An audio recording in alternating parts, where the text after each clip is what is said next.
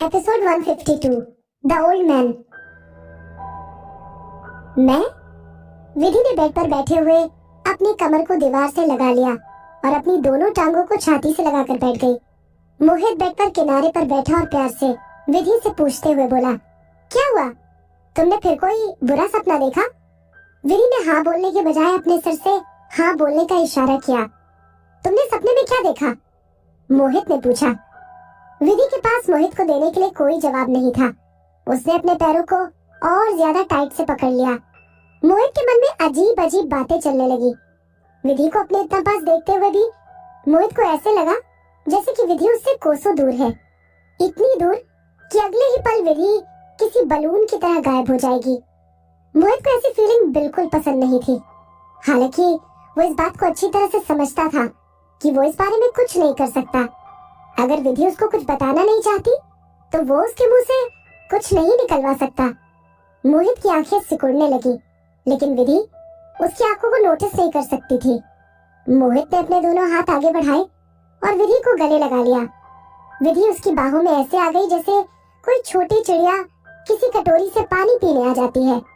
मोहित धीरे धीरे विधि के सर पर हाथ फेरने लगा और उसके बालों को अपनी उंगलियों से संवारने लगा। विदुषी, मोहित ने बड़े प्यार से विधि के माथे पर किस की और बोला, तुम्हें जरा भी डरने की जरूरत नहीं है, मैं तुम्हारे पास हूँ। विधि ने अपना सर मोहित की छाती पर रख लिया और वो उसकी व्हाइट कॉटन टी शर्ट में से मोहित की धड़कनों को महसूस कर सकती थी। मोहित की सांसें किसी गर्म दिल की हवा की तरह विधि के चेहरे को छूकर निकल रही थी। पुरानी यादों और पुराने दिनों को मोहित के शरीर की गर्माहट ने विधि के मन से खींचकर बाहर निकाल दिया था। जाने अनजाने में विधि सारी पुरानी बातों को भूल चुकी थी। उसने धीरे से अपना सर ऊपर उठाया और मोहित से पूछने लगी, क्या तुम आज मेरे साथ यहीं रुकोगे? मोहित हल्का सा मुस्कुराया। ऑफ कोर्स विदुषी, तुम सो जाओ, मैं तुम्हारे साथ यहीं बैठा रहूंगा। मोहित ने अपनी कमर को सीधा किया और विधि को हक करते हुए अपनी कमर को दीवार से लगा दिया। मोहित ने विधि को गले लगाए हुए एक हाथ से कंबल को खींचा और विधि को उड़ा दिया। मोहित की बाहों की गर्मी और प्यार की वजह से विधि ने अपनी आंखें धीरे से बंद की और कुछ ही पलों में उसको नींद आ गई। इस बार विधि को किसी तरह के डरावने सपने ने परेशान नहीं किया। मोहित ने विधि के ऊपर अपना एक हाथ रखा हुआ था और दूसरे हाथ से किसी को मैसेज भेजने लगा, मुझे जल्दी से इन्वेस्टिगेट करके बताओ कि लव एंड हेट की फिल्मिंग लोकेशन पर दोपहर को क्या हुआ था, खासकर कि मिस विदुषी ने पूरे दिन क्या किया और वो किन किन लोगों से मिली।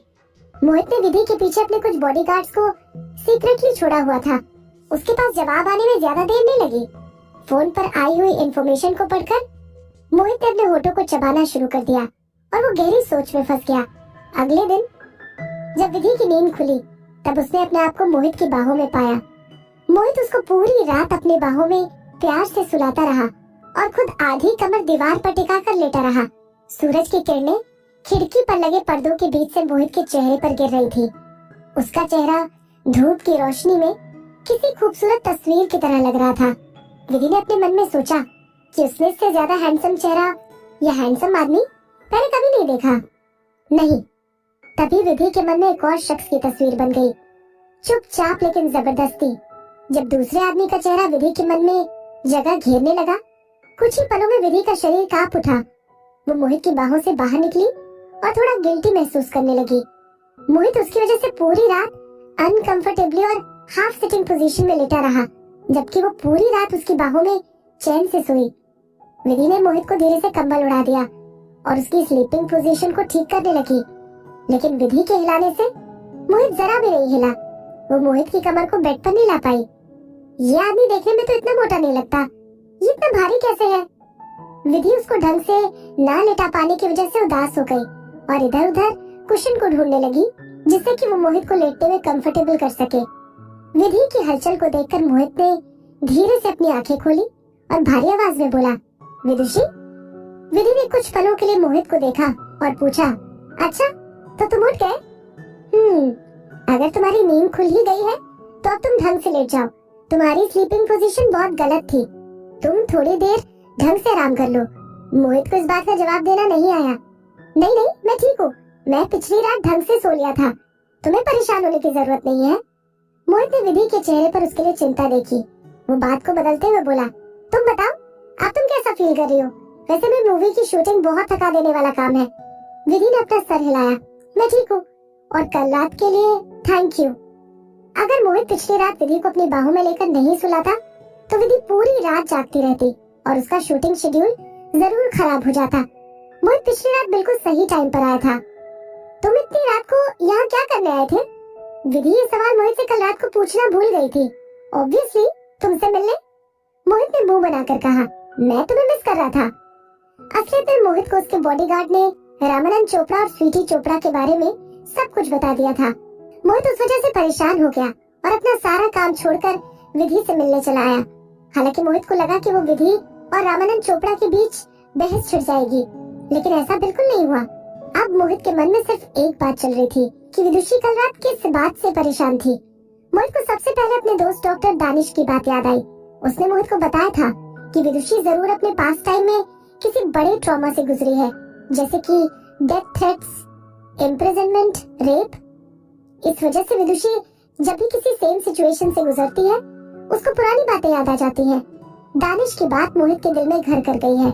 मोहित के अंदर इतनी हिम्मत नहीं थी कि वो विधि की सिचुएशन के बारे में जरा भी सोच सके। वो विधि के दर्द को कम करना चाहता था, न कि बढ़ाना। मोहित उसके बारे में सोचकर घबरा रहा था, लेकिन वो बाहर से विधि से मजाक कर रहा था और उसे खुश रखने की कोशिश कर रहा था। विधि को मोहित की घबराहट का जरा भी अंदाजा नहीं हुआ और उसने मोहित के साथ बैठकर ब्रेकफास्ट किया। ब्रेकफास्ट करते समय विधि ने मोहित को इस रूम में रहने की एडवाइस की। वो जानती थी कि इतने सारे सेलिब्रिटीज आसपास होने की वजह से कोई भी मोहित की आइडेंटिटी के बारे में पता लगा सकता था। मोहित को वहाँ रुकने की सलाह देकर विधि बाकी क्रू मेंबर्स के साथ शूटिंग के लिए निकल गई। पिछली रात को अच्छी नींद आने की वजह से विधि का सीन अच्छे से शूट हो गया और उसने ज्यादा रिटेक भी नहीं लिए। मूवी का आखिरी सीन दोपहर के करीब 3 से 4 बजे खत्म हो गया। अपना पार्ट खत्म करने के बाद विधि गणेश से बाय बोलने के लिए चली गई। गणेश ने उससे पूछा, तुम क्या अभी अपने शहर वापस जा रही हो? कुछ दिनों में मूवी की शूटिंग पूरी तरह से खत्म हो जाएगी, क्या तुम एक छोटी सी पार्टी के लिए नहीं रुक सकती? विधि वहाँ पर रुकना चाहती थी, लेकिन मोहित के बारे में सोचकर, जो कि इसके रूम में बैठा हुआ था, विधि ने गणेश के इनविटेशन को मना कर दिया। विधि का डिसीजन सुनकर गणेश ने उसको रोकने की कोशिश नहीं की, बल्कि गणेश ने उसको बाय बोलते हुए अपना ध्यान रखने को कहा। विधि और मोहित की गाड़ी में वापस चंडीगढ़ वाले अपार्टमेंट आ गए। शूटिंग से आने के बाद विधि काफी सारे दिन बिजी रही। वो उन दिनों चोपड़ा परफ्यूम कंपनी के लिए एंडोर्समेंट की तैयारी कर रही थी। उसका सारा शेड्यूल उल्टा पुल्टा हो गया और मेघना को एक बार फिर से विधि के शेड्यूल को ठीक करना पड़ा। विधि सुबह से रात तक इतनी बिजी थी जैसे कि वो दिन के 24 घंटे में 48 घंटे काम कर रही हो।